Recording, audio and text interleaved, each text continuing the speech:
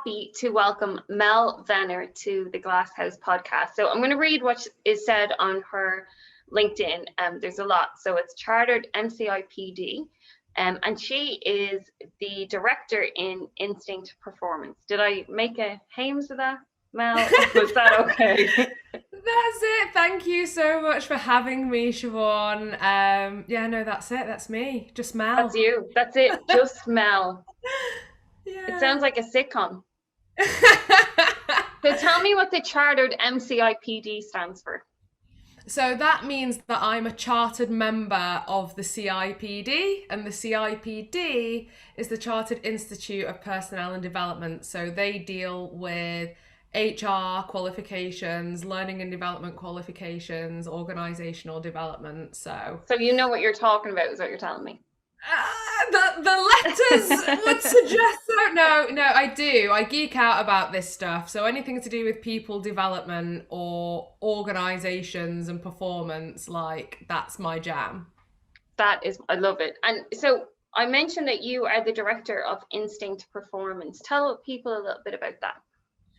So Instinct, as the name suggests, is it's a performance consultancy with a twist, and it's based a lot on neuroscience, behavioral science, and how we can turn performance into instinct, stuff that you sort of can sharpen and kicks in when you need it. So it goes a little bit further than training, which is great when you're in the comfy, like, little classroom setting, but this is about, like, how do you change behavior? So that's Instinct, and looking at sales, leadership, training people to deliver training internally, and diversity and inclusion.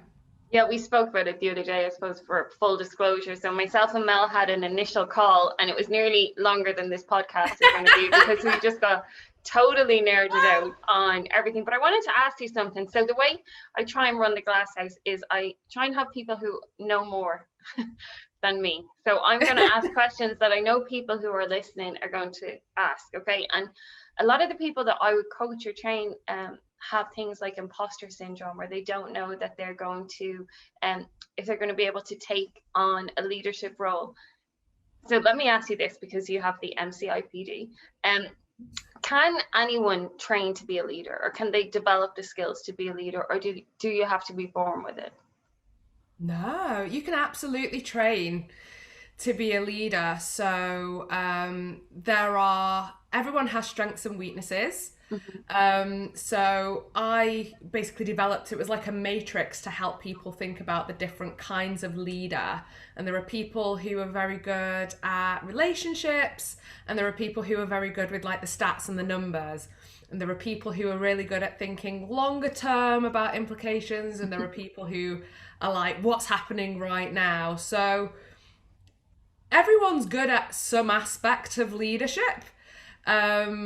It's then just a case of figuring out, how do you play to those strengths, and what are the bits that you know are maybe not your strongest suit, and how can we give you tools to, like, bolster those areas to round you out. But, like, everyone has an element of leadership. No, well, look, I love that because it's super positive. But so say, for example, like, even what you just explained there, like, I would have the human side of it. The stats would, like, bring me out in a rash. And then like, I automatically was like, no, I feel itchy. And I'm very good.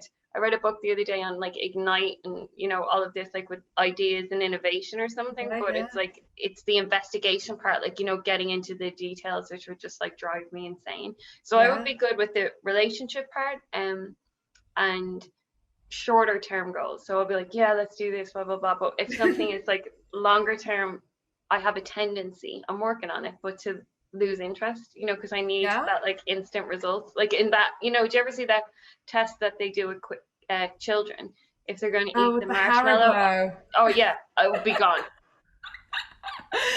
Yeah, but, like, that's human nature. So I think we just, like, don't beat yourself up about it, because then there are other people who, like, give them a spreadsheet and they're happy, they're like a pig in muck, but then like if they have to deal with the human stuff, they're in the rash. So it's then about what systems and processes can you put in place to make that stuff more bearable? So like, is there like an automation? Is there a bit of kit technology that can help with it?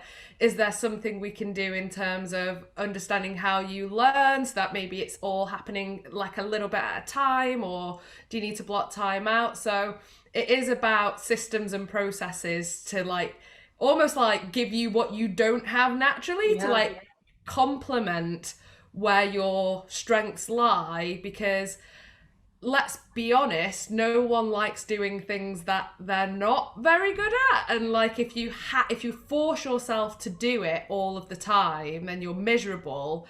And we know, well, I say we know, there's a lot of science, neuroscience, to suggest that actually then affects your problem solving ability, it affects your memory and your concentration. So like spending as much time in your happy place as possible is what we want to do, and then like get some cheats, some little cheat sheets and things to help out where we know we need that help. So anybody listening to this, I'm probably going to do it as well, because I know obviously with your company, could somebody like me or somebody who's considering, you know, a leadership role or anything, any of the, like, you know, the offers that you have or the services that you have, can they reach out as individuals to you within your company and I suppose retain you to support? Yeah. So the sales and the leadership services in particular have prices for individuals, for small businesses. So if there's maybe like 3 of you that are like, oh, we could do with this, is priced separately to, you know, 10 to 20 heads plus. So yeah. Definitely that there are courses that look at specific things as well. So okay, well, I'll make sure to share that when we eventually put this podcast out. We'll be out this week. One of the things that really interested me when we were speaking the last day, and it was like, I'm Nikki, your face lights up anyway, but when we were speaking and we spoke about like diversity, equity and inclusion, it was like another page, and you'd shared something on your LinkedIn profile. Do you remember what we were talking about?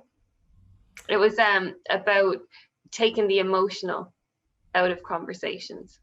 Yeah, so it's, everyone's got an opinion on this, and whether or not that's, I'm flipping sick of hearing about it, let's stop talking about it, the PC brigade's gone mad, snowflakes just need to get over it, or you feel very passionately that not enough is being done to address the real issues, people are having very lively, passionate debates about it, and what's happening is we're getting trapped in this emotional state where we feel how we feel, and you're either angry, upset, frustrated, and what we're not focusing on is how to move that conversation out of the emotions, which are completely valid and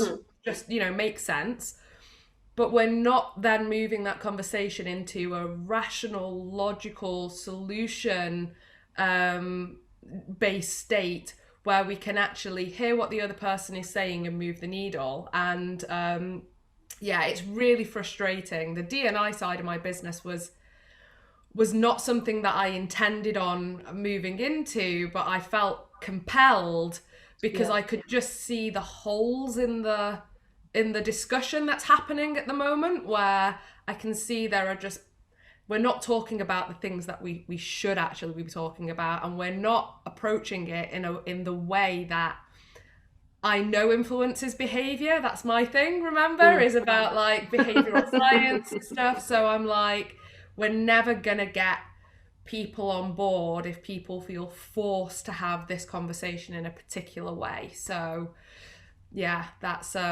it's bringing me a lot of it's very rewarding to get involved in the work in this way and help people navigate this, because it's scary. Well, I think that even the fact that you're and that's what I loved like about your LinkedIn profile, and like what you're doing and what you're trying to do is to, I mean, again, I don't even want to sound like a snowflake saying a safe space. But there's so many companies that I would deal with that want to make diverse hires or want to make their workplace more equitable. And even in Ireland, a lot of the businesses are run by white males, you know, and they want to have the conversation. They think that they're open, and you know that they don't feel that they're blocking people from different backgrounds from applying, but that's because they only have their lens to see through. And I think that they're being, and I can understand it, being put off a little bit, like, you know, because it's, you know, how do they approach it? And then what if they make a mistake? And so it's like you had done this the other day where they just like completely turn this way and steer away. People are terrified to death of being cancelled, or like having the best of intentions and it just be jumped on, whether it's cancel culture by social media, or if you say something and you know, the language being used, you are racist, you are sexist, very inflammatory, you know. It's emotional to be called out. Of course. So, you know, when the stakes are that high, when you know, you could say something on this, but if you do, there's a chance that your reputation will be damaged, or you're going to get dragged into a space that you're not 100% comfortable in or confident in, like you're not really sure how to ask the question. It's just way easier to turn the other way, deal with what we know, let's just keep doing this is all gonna blow over, everything's grand. And you can't, you know, it's not the right thing to do, but I don't blame people for feeling that way, because you know, it's, as I say, people are hot on this. And my very much pragmatic view of it is, we have to be able to, first of all, talk about this in a way that everybody's voice feels heard, and that everybody feels as though they can voice their legitimate concerns and ask their legitimate questions in a way that's not going to get them, you know, people baying for their blood.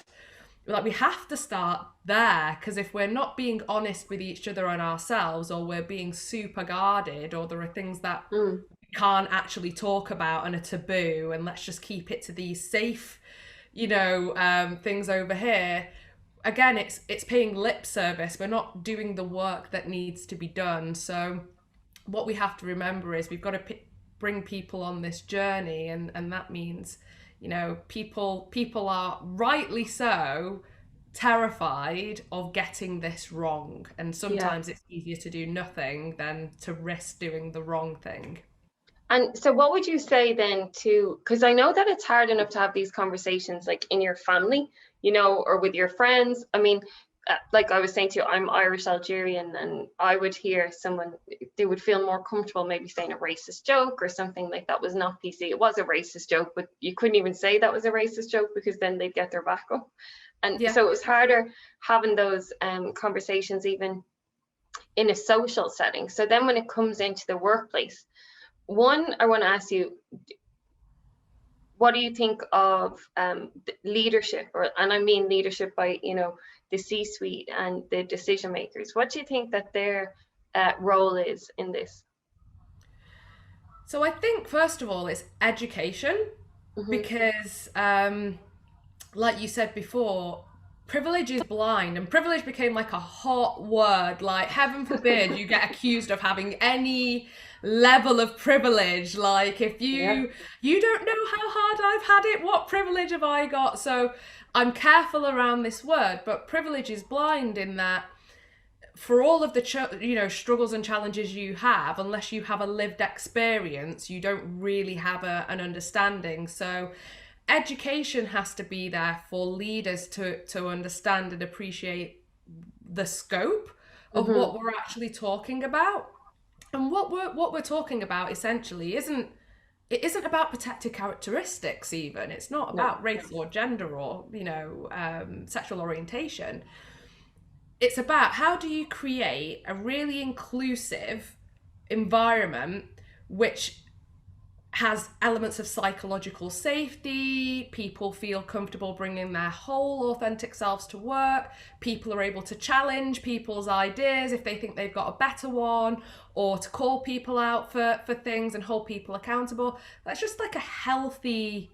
It's not very regular though, because I'm thinking of some of the companies that I know, and even if you look at it, like you said, like the culture of safety, if I think of some of, like, not even companies I've worked with, but like companies I know of, it's very hierarchical. I don't know if I worded that word, but it's very much not, that you go in and say, well, I feel safe, and that's like, or that's my idea, or that was, or maybe this is where the tools come in, practical tools, because it's all very well having the theory and going, I'll on your listen, website, I'll hear you out. Yeah, no, we've got an open door policy here. Feel free to call me out. And like, so it's not true. One of the workshops that I run is how to challenge, and then how to be challenged. And a lot of the work I'm doing with businesses now is then, okay, so now we've got the education and everyone's on board and everyone's got these tools. How do we integrate that into the everything? Like, how do we integrate that into your onboarding process, your monthly one-to-ones, your incentives, your promotions, your disciplinaries? Like, how do we integrate this into the way that business is ran? Like, what conversations are we having with people if we're not talking about what's important to them, getting feedback, two-way feedback? Because a lot of the time in these hierarchical structures, you get feedback from your manager about how you're performing, but there's not often an opportunity for you to give feedback about the business and how they felt. And actually, you weren't there for me this month, or well, that was one of the good things that I think they introduced in my previous company. I'm like towards the end of my tenure there, and it was, when you go and get your one-to-one, or your yearly review or whatever it was, they gave an option then of where the person could give, or the employee, not the manager, could give feedback on their experience, on what their challenges were, but it wasn't, I don't think, visible to the manager. So if they felt that something was, relatively unfair, or, didn't enjoy the experience, sometimes it's very hard to say that, as you said, like challenging somebody. They took that out, so there was like a blind response, to say, okay. So one of the things that I've suggested in other businesses is I would always be really fascinated, because I'm still a scientist at heart, right? So I'm fascinated with giving people the option to do it face to face, and then also having an option to do it anonymously, and seeing, is there a disparity between what you're seeing? Because actually, if you've got a situation where face to face everything's great, or I've got no feedback, but actually then you've got stuff coming out anonymously where there are no consequences, then that says to me that actually the issue is like that in terms of communication and the culture within the business, there's a greater problem, because every person should feel able, and should is the key word here. Tools are one part, that's like the skill gap, but then there's like the confidence and knowing there's going to be no repercussions and stuff. This happens over time. But everyone should be trying at least, or be on their way to building that culture where you can feel confident and have the tools to bring things to your manager, and your manager should also have those tools to know how to receive that without ego, to hear what it is, and to be solution led. So this is very relevant, as I say, not just to D&I, just good business practice in general, because this is, if you don't feel comfortable telling your manager when things are wrong, quite often the first time they know about that is when the notice goes in, I'm leaving, I'm not happy, and they were never really given an opportunity to fix that, or to look at, what can be done before it gets to that point. So if someone's unhappy to the point that they want to leave, we've definitely passed the threshold where they're at peak performance and happy and buzzing and motivated. So this all leads back. I mean, people ask me, what do these 4 parts of your business have to do? How do they relate to each other? I'm like, well, they're all integral to creating a high performance culture. like all of them. Like you can't have a One high without the other, yeah. unless you're thinking about all of these things together. And what's like, so I know like a lot of companies would probably say, well, maybe that's for the enterprise size companies, you know, they have the time to, I feel like that you've heard that before. Like, it Yes. sounds to me that it's relevant for any company size. I have another question as well I want to ask you, but I'll get your feedback on that. So do you think this is suitable for any size company?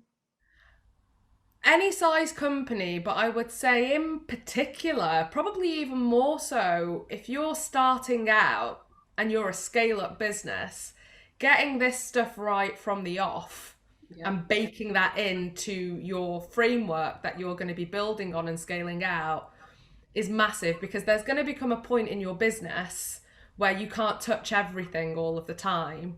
And to be fair, I think this is something I'm seeing a lot with the smaller scale up businesses, is that understanding that if you are touching everything all the time, you're actually the bottleneck in the business. You're actually the limiting factor, because you only know what you know. You're not actually then getting the benefit of people who might have a different approach to things or know something, a new way, a better way of doing something. So I would say it's that a bottleneck.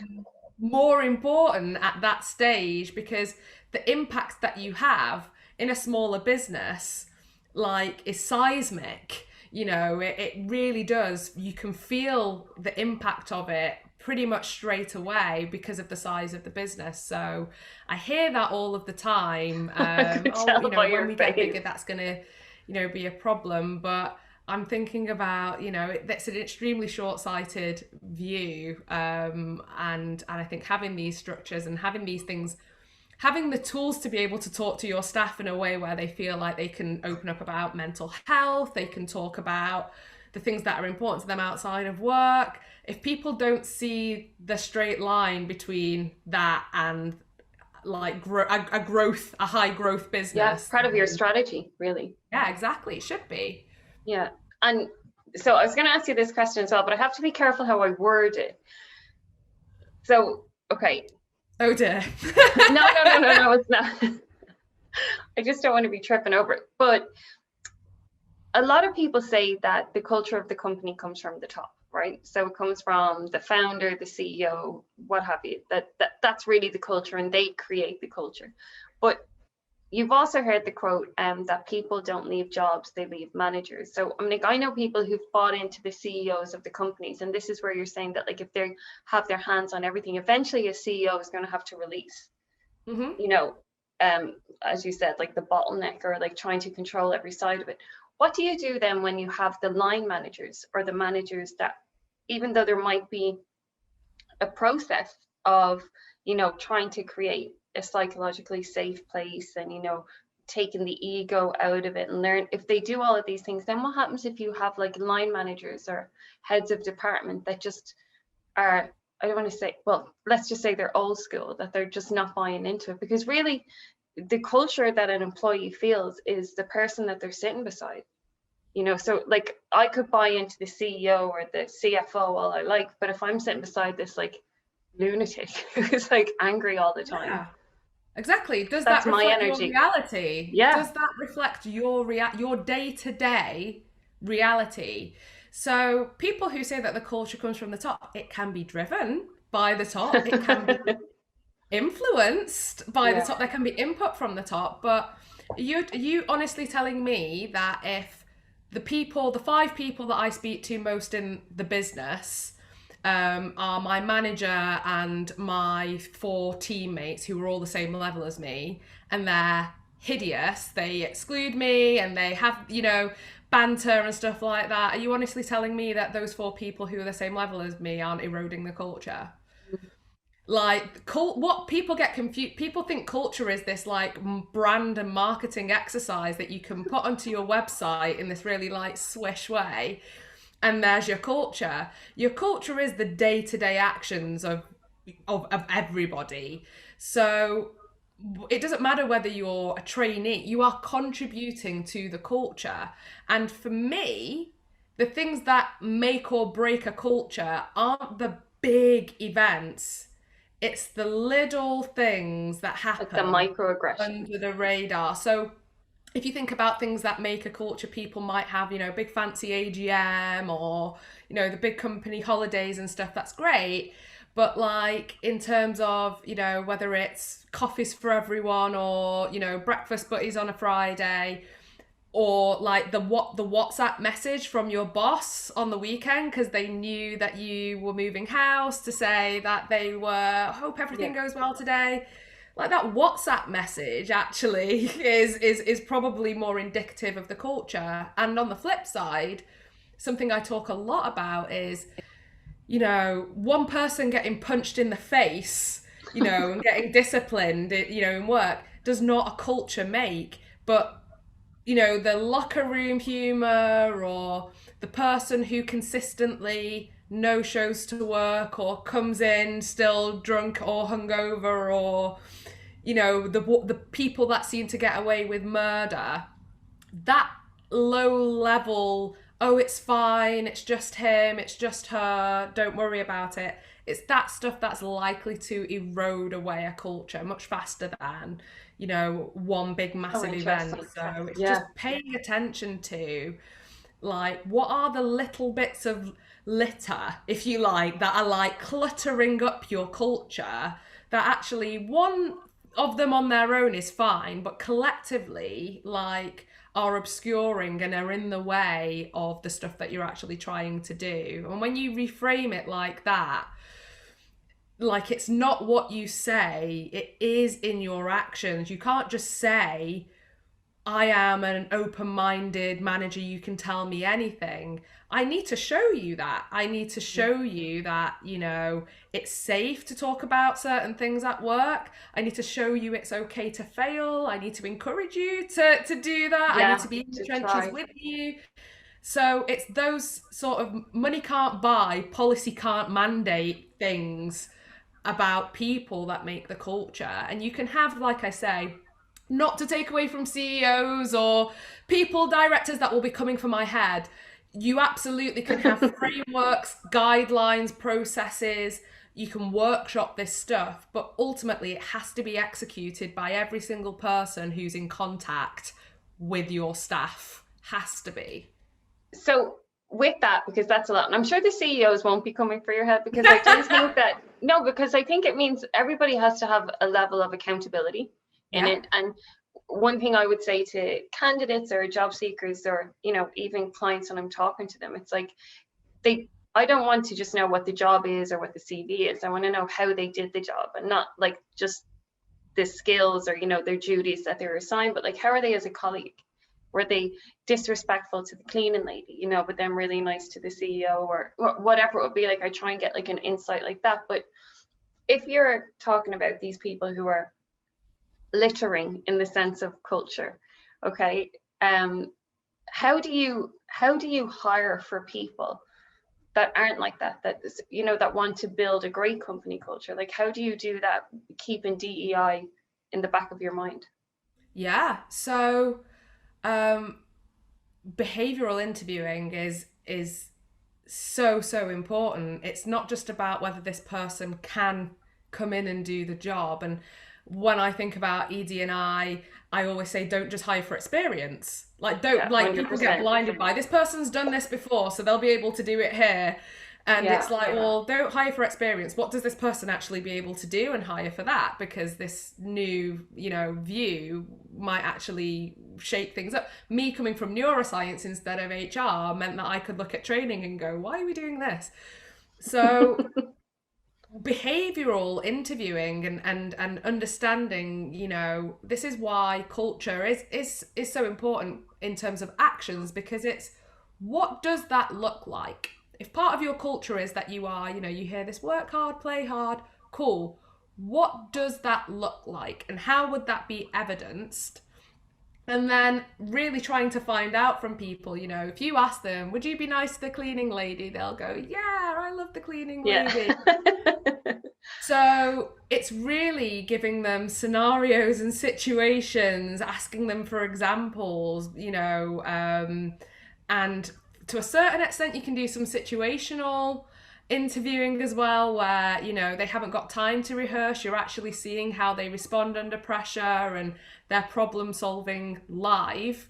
So there are loads of things that you can do so that people tell you who they really are, not who they want you to think that they are. Yeah.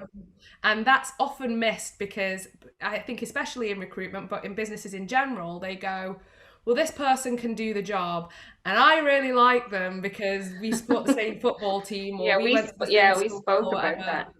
Yeah.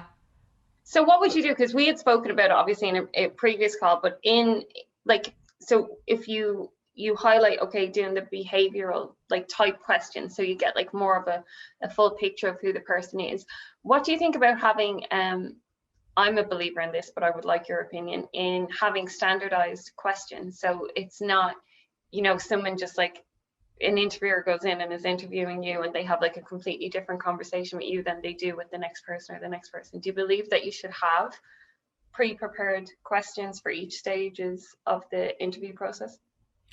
I do, to an extent, and let me tell you why. Because if you've got a transparent, completely objective, consistent set of criteria that everyone is being judged against, then the goalposts aren't being moved.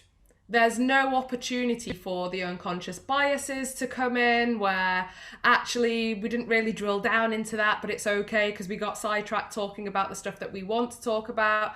Everybody is being judged against the same criteria. And even if you smash it in one area, if you're weak on the others, it's going to show, and vice versa. So I think it helps maintain a level of objectivity during the selection process if at least everyone is being judged according to the same criteria. Yeah, that's no, not to say there's not an opportunity, you know, to within those parameters, everyone's going to be judged. And actually, I just want to come back to this point that you made, so you can probe into that particular relationship with that particular person in more detail, but you have to do that with everybody. Then it's not just that was my question. And some of the clients that I'd spoken to, so like I get what you mean, that it doesn't necessarily have to be standardized questions, so you have to stick to a script, because maybe if they go off you could kind of dig in a little bit deeper.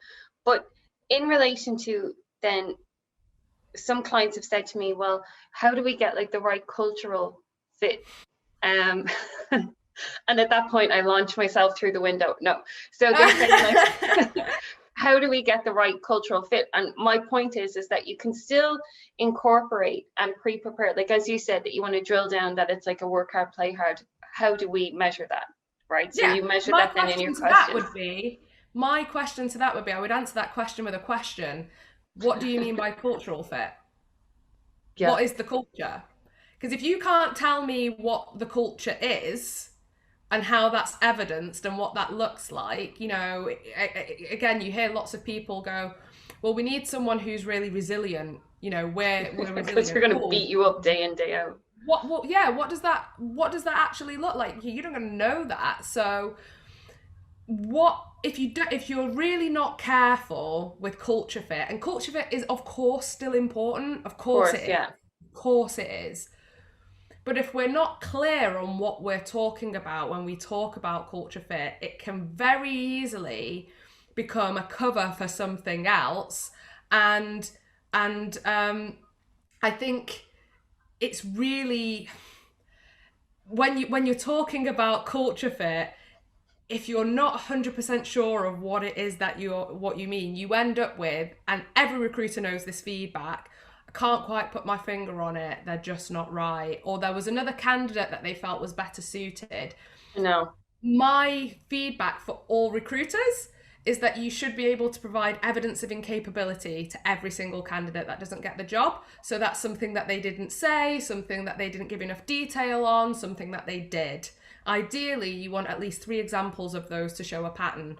So it's really hard to provide evidence of incapability on culture fit, because 100%. I can't do anything with that as a candidate. I can't develop that. I can't work on it. You know, it's not constructive feedback. And I think it's terrible businesses feedback. need to be mindful of, you know, the candidate UX, whether or not that candidate was right for your job, they are formulating opinions about your business, and you would want an advocate for you in the marketplace as opposed to one where, you know, they felt a little bit shortchanged. Yeah, no, 100%. And I also think because we had to, I had to cancel a client because I had sent somebody to an interview. She did a phenomenal interview. Like, she was literally like blew it out of the park. And the interviewer told her that, and then someone above her nixed it, and was, so they had organized the next stage, and then they came back and just said not a fit. And I just thought, what I think about when I do it, and I think this is more, I mean, like, maybe all recruiters think this, maybe they don't, maybe they should. I know what it's like to be looking for a job. And you know, when you're telling your family, oh, I have it, it's at 12 o'clock on Thursday, and you're picking out your outfit, and you're talking to your friends, and you're doing your research, and like looking on like all the things that you're supposed to be doing, and knowing the job spec and knowing your CV, and putting not just the hour that you've assigned to the interview, but like time and energy and traveling, and, you know, trying to do this then as well in a global pandemic. And then for some donkey to come back and say, do you know what I mean? And just to be so dismissive, because like obviously not everybody's going to get the job. I mean, like if I send 3 people to an interview, only one of them is going to get it. So really recruitment's about, like, you know, giving bad news sometimes, or taking the feedback and then turning it into a positive for the next one. There needs to be feedback. That's the thing. So like, what am I supposed to do with that? She's put like hours of her life into it, and I have to go back with not a cultural fit, you know. And I just thought, no, it's not good enough. I can't in good conscience send another candidate to you to in my experience, and this is just circling back to the education piece, in my experience, whenever I probe on what people mean by culture fit, whether it's rejecting a candidate or, you know, they want a candidate, they're not entirely sure. They're relying a lot on gut feel, you know, they just don't know.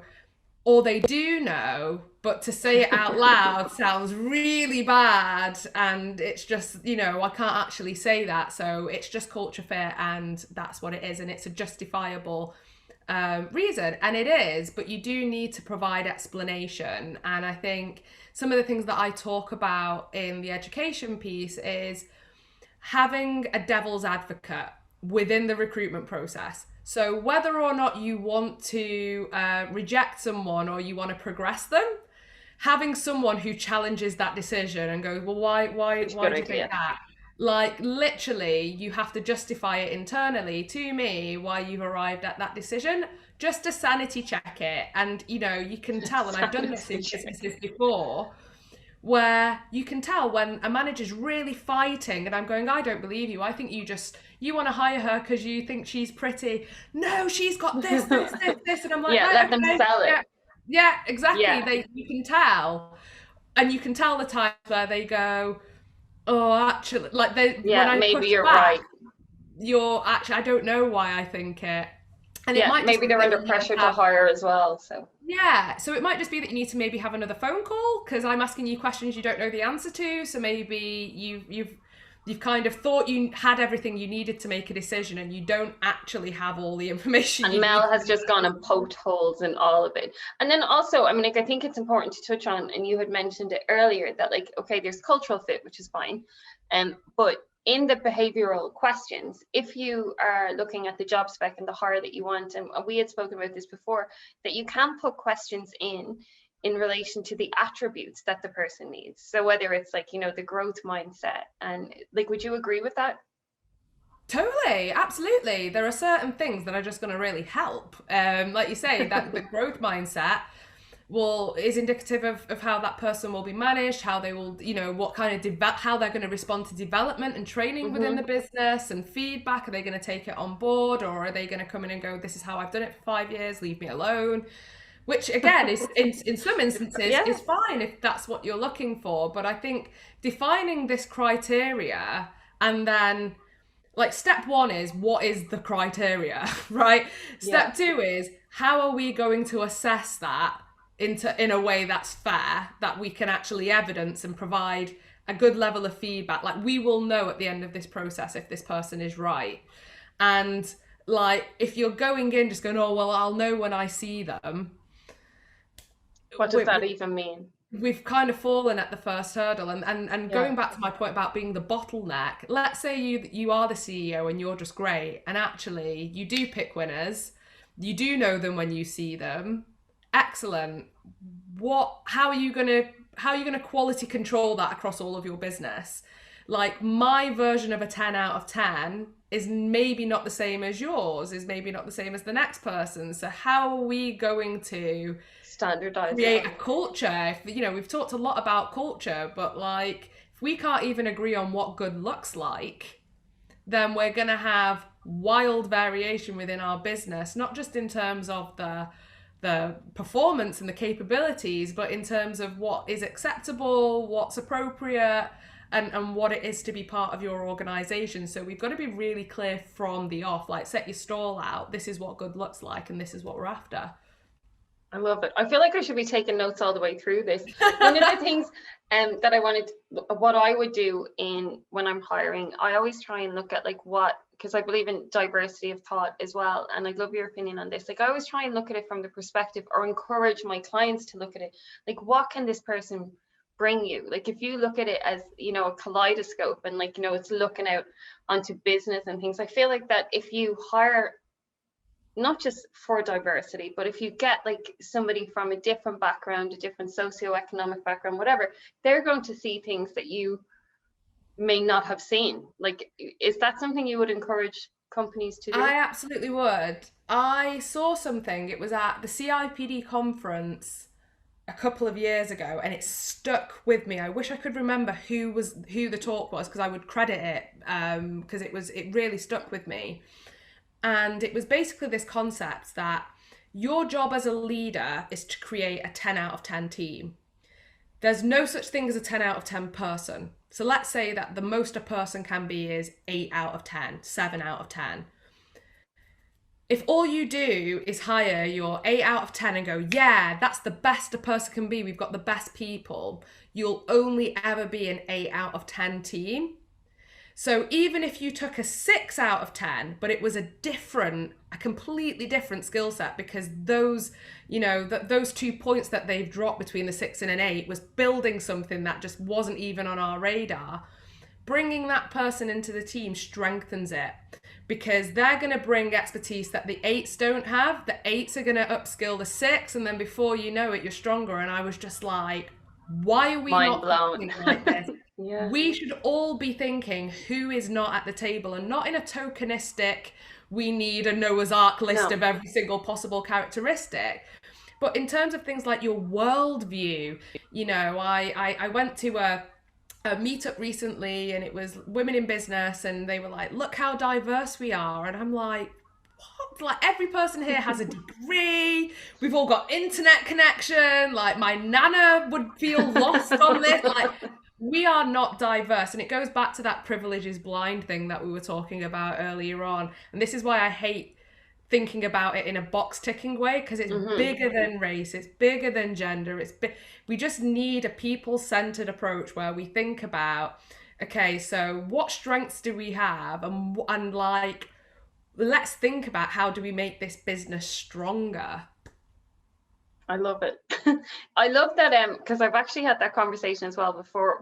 I was talking to the chief of diversity at a company, I won't mention them, and we were at an event, and all of these people said to me, can you take a picture? And I was like, oh, and they were the heads of diversity for companies in Ireland, and they were all women, which is lovely to see, but they all look the same.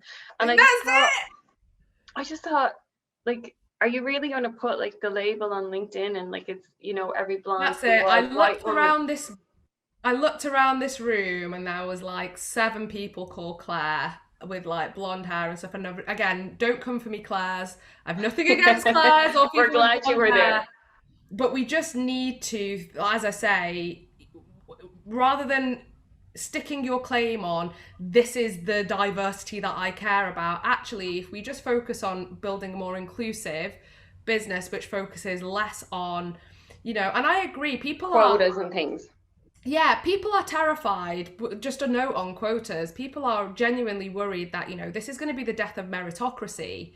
People, and very, rightfully so in some cases, are going, why aren't we just giving this job to the best person? Why are we talking about this? This is where the education comes in, because there are actually barriers that we don't even realize are there, because, again, privilege is blind. We don't have that lived experience. So by designing inclusive hiring processes and inclusive, thinking about what possible barriers for things like neurodiversity and divergent people, people who are single parents or whatever it might be, let's actually design that. And I use this analogy, if you mind the pennies, the pounds will watch themselves. If you build an inclusive business, the diversity will come. Don't worry about it. I love that. And I love that it's not just because I spoke to David Scanlon, he's like a venture capitalist. I'm sure he's not, but he's in that they invest in startups, and it was this company called NDRC. So it was early stage startups. And he was saying that, because I was saying to him, I want him to talk to me about diversity. And, he's like, I'm a middle-aged white man who works with middle-aged white men. But what he could talk to me about was neurodiversity, and how he really loved to work with people who were across the whole spectrum of that. And that would have been where his experience was, because he was they could look at things in a way some people had seen it as a negative or whatever it would be, but for him, he could see the brilliance in it, especially in the startup mentality. I wrote a piece for the CIPD about it, because quite often with neurodiversity, but with diversity in general, the response in businesses to how do we minimize this? How do we mitigate these differences so that what can we do? And I referenced in it, it's Leon Megginson, which is, it's not it's not survival of the fittest. It's not the strongest that survive. It's those that are adaptable to change. And if you have a homogenous business that has a single way of doing things in a view, something like COVID or something that we've not even considered yet can be the death of your business. So there's strength in diversity, and it's getting away from this idea that diversity is the characteristics that you see, and it's finding out actually what are the levels. I come from a very non-traditional background, for instance, so what are the levels of diversity that we can focus on? And when you think about it, you go, God, this is so massive. This is where issues like intersectionality come in. How do you separate all of these things out? And this is where you find that people will actually then start doing things that are just the right thing to do, that just make everyone's life easier, even the straight white middle-aged men. It makes their life a lot easier. It's not just for the underrepresented groups. Quite often this is just benefiting everybody to be able to work in ways which work for them. I think that's so interesting that people do think that I'm working with this company at the moment, and they're making a hire, but they're hiring somebody who has an intellectual disability. And they were chatting to me saying, so what do we need to change? And I was like, all you really need to do is instead of hot desking, give them a desk that they go to every single morning, because obviously they need this person, not obviously, this person needs routine. And you'll have to dim the lights, so you'll have to change the light bulbs in the whole the building. And they're like, is that it?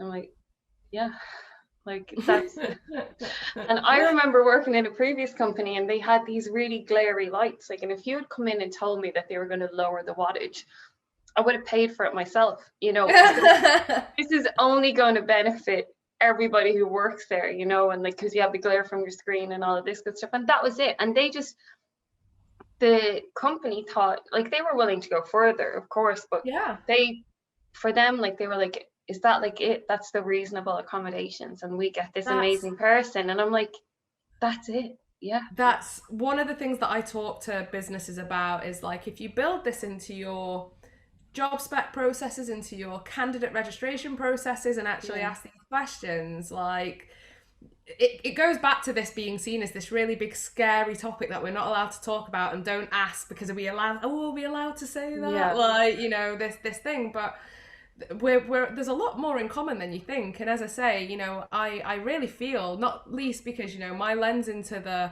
white straight male gaze is my partner.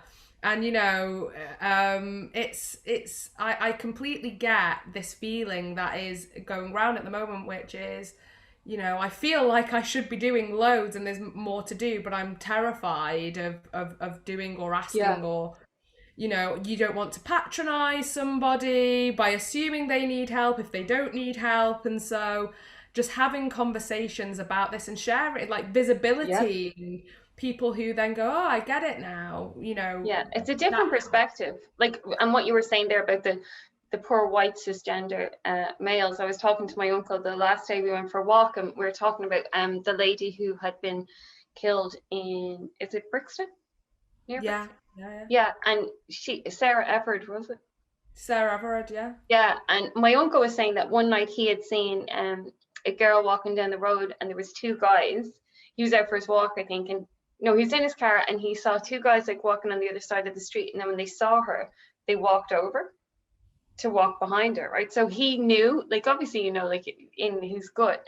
But then he was thinking, if I pull over beside her, am I actually making her more nervous, you know, than that? So he had to pull up, like he was saying, a significant amount in front of her. So he left the car door open and was standing at it to say, have you far to go? Because, you know, there's people walking behind you. And she said, no, I'm just popping in here, thanks a million. But his first thing was really conscious of, I don't want to frighten her more, or I don't want to do this. And he said it was the same, because we were talking in relation to this, you know, that like he was like, you know, there's so many great men, you know, that want to be protectors or want to be this and that. And he said he remembered seeing a child that was lost in a shopping centre and wanted to go and help, but then was like, do I grab the child or do I? So he went and got the security person and was just like, oh, look, this kid is lost, but didn't really go pick them up.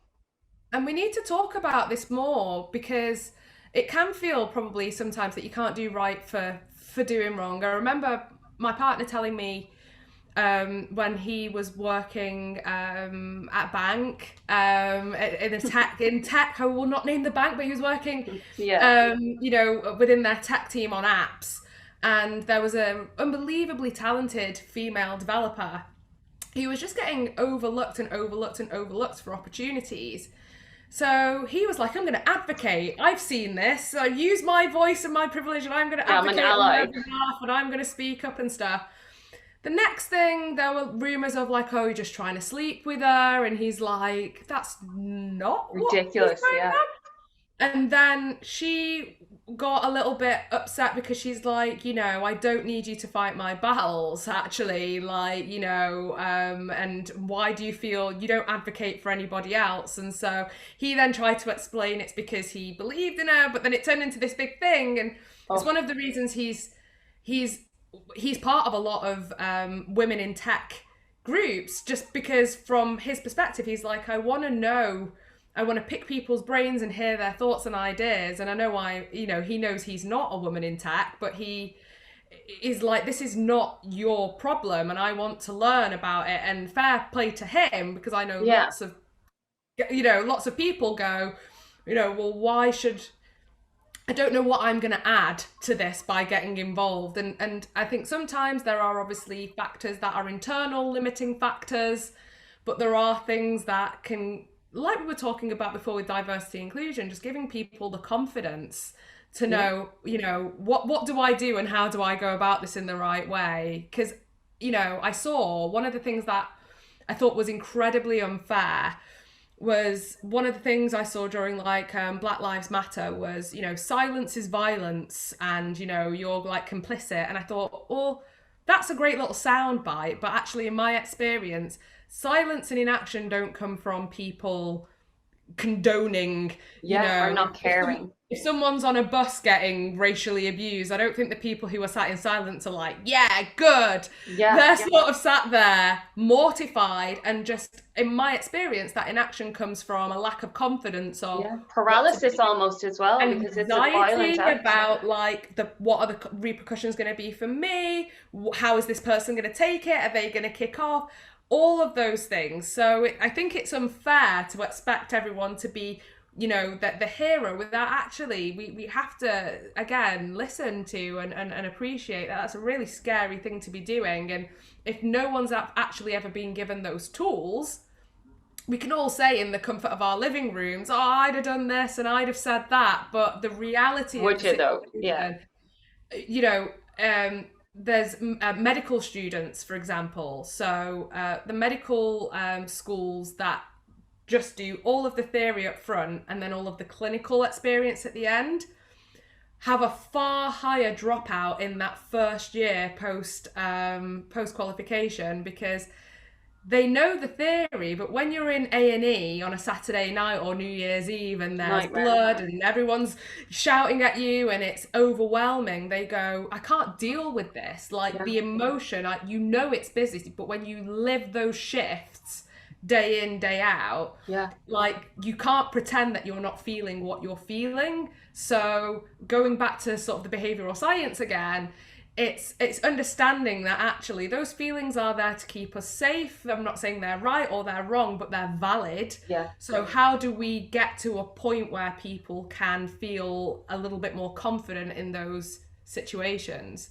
Like that's the bit that's not being talked about. And until we solve that problem, nothing's really going to change, because people will either be frightened to be cancelled or frightened to, have backlash. And that's not a bad, I know there are lots of people who go, well, that's not good enough reason, they should just do the right thing anyway. But let's be realistic about the reasons why people aren't necessarily clapping their hands and diving into arguments left and right on LinkedIn and Facebook, And then it's also, sometimes people are like, is it my place? Like, can I get involved in this? And anything that's ever happened or any progress that we've ever made, I think, I don't want to make a sweeping statement, but if you look at civil rights, or if you look at marriage equality in Ireland, if it was the minority who were only responsible, say for voting in the marriage equality referendum, it wouldn't have passed. So it took a collaborative, and a collective effort for the people of Ireland to vote in these equal marriage rights, and that was done by allies who listened. But that was like a long conversation. Like that, that was very different in the 80s, the 90s, and the 2000s. But I think the leaders of the LGBTQ community kept the conversation going and took the fear out of it. And if they had given up, I don't think marriage equality would have passed, but there was a patience and a perseverance on their part that changed the conversation. And the moral of that story is we have to welcome the allies, right? Like it's not an us and them kind of deal. Like we need everybody on board.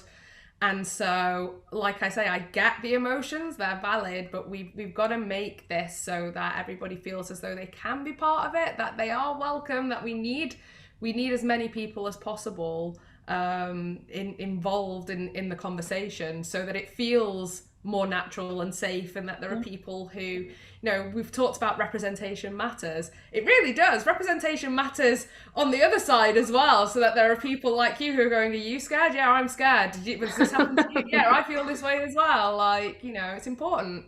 No, 100%. And do you know what? Like, you've just finished this podcast on such a positive note, and talking about representation and perspective. Like, I know that you were saying that, you're like such a mix of different things, different experiences, different backgrounds and things. And I think the fact that you can put all of that into what you're doing now is beautiful, because it's like a safe place, and you are creating a safe place for people to ask questions, and you can see it from different perspectives. So I know that everything that you're doing is just going to blow up and be amazing, and I will cheer you on your journey. You should be so proud of yourself. Thank you so much. You're going to make me cry. Listen. Thank you so much. No, yeah. It's so true. It's so true. It's a joy. It's when you're doing something that is it's sort of, you've got this Venn diagram, right? It's like stuff you're good at, and then stuff you're interested in or you're passionate about. And then this third one is like stuff the world needs, and then in the middle you've it's got called ikigai. I did a blog on it actually the last day, and it's about like finding your reason for being. So iki is like life, and gai I think is being. And if you find so your vocation, your mission, your profession, it's like all of those different things, and then your ikigai, your reason to be, is in the middle. But you can see it because you literally just radiate it. Like, you've so much energy when it comes to it. And I think that people are more and more going to be coming to you as a thought leader on this, and I will be singing your praises. I think you did amazingly. No, really, I'd love to have you back on, and maybe like with a panel and a couple of other people that we could talk to some businesses at different levels and like work out how we could help them. But you have been a joy, and I know that I'm going to get so many comments on this. Like, they're going to be just like, where's Mel and how do we get her? And I will share all the relevant information. So thank you so much. Thank you for having me.